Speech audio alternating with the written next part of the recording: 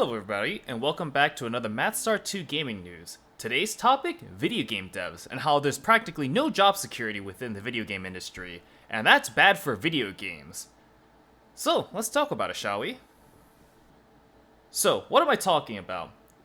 Basically, game devs have no job security. A lot of big companies such as Electronic Arts, Epic Games, Amazon, Unity, Microsoft, and the entirety of the Embracer Group is falling apart with, at least in terms of keeping their game devs. And it's not a good thing.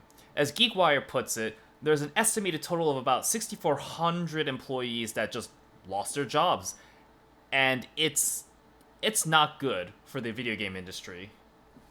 So in a year where there's games like The Legend of Zelda, The Tears of the Kingdom, Starfield, Baldur's Gate 3, Spider-Man 2, and Alan Wake 2, it's just very surprising how we have this many game dev layoffs and such great games, and it's a little surprising to put it lightly. And why do I think this is happening?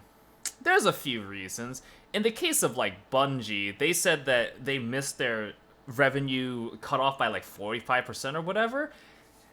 And to put it lightly, a 45% missed revenue, that would be practically half the players disappearing and them just not buying anything anymore within the Destiny's in-game store. But that didn't happen. To put it lightly, Lightfall was probably their biggest expansion, and they made a ton of money off of just, those game sales, but then also made a lot of money from their in-game microtransaction store, or at least they usually do. And so them missing their revenue cut off by 45%, I think there's something wrong with, their expectations, but that just might be me. So, as I mentioned before, I definitely think a majority of these layoffs could just be fixed by not taking more money from the CEOs, and this is best personified with Nintendo's CEO back in the day when Satoru Iwata was still the president of Nintendo. He took a 50% pay cut after the 3DS was not doing so hot and the Wii U wasn't doing so hot, and his salary wasn't that high to begin with. It was only $770,000 compared to EA's salary, which was a few million, if I remember correctly, and again, if more companies were to do what Satoru Iwata did, they wouldn't have to lay off so many devs. And it's not like the game industry is falling apart. It's still growing. Especially after the pandemic, people found out, oh, we like video games. Oh, wow, Spider-Man 2 came out. Oh, let me play this. And so, yeah, basically all I'm saying is that we should at least take a book from Satoru Iwata's managerial position.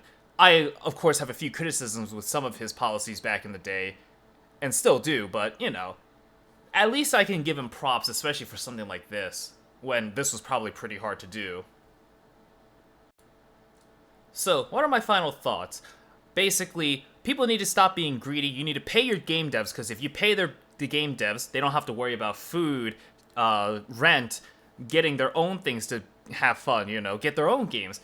It's a very simple thing. If they're happy, they make better games.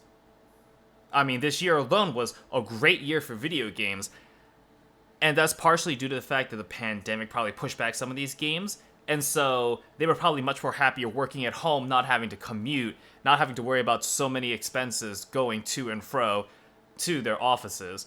Now, of course, I'm not saying that that's a permanent solution necessarily, but, making employees happy and keeping them happy makes better games.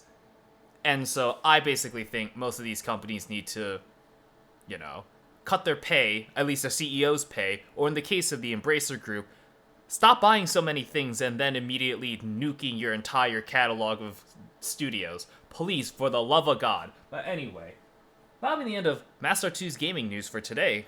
I'll see y'all next time whenever I get back into the groove of making videos.